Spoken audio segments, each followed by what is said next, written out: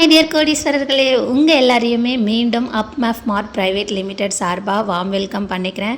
So previous வீடியோவில் வந்துட்டு பார்த்தீங்க அப்படின்னா நம்ம கம்பெனியோடைய ப்ரொஃபைல் பற்றி பார்த்துருந்தோம். அண்ட் எப்படி யார் யார் ஜாயின் பண்ணலாம் அப்படின்றத பற்றியும் நம்ம பார்த்துருந்தோம்.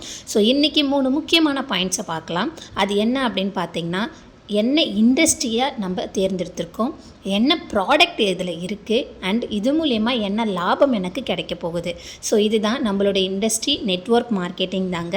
ஸோ அடுத்தது வந்துட்டு பார்த்தீங்க அப்படின்னா, என்ன ப்ராடக்ட் இருக்குது அப்படின்னா, ட்ரெஸ் பேக்கேஜ் நம்மக்கிட்ட இருக்குது. அது மட்டும் இல்லாமல் ப்ரொவிஷன் கிட்டும் நம்மக்கிட்ட இருக்குது.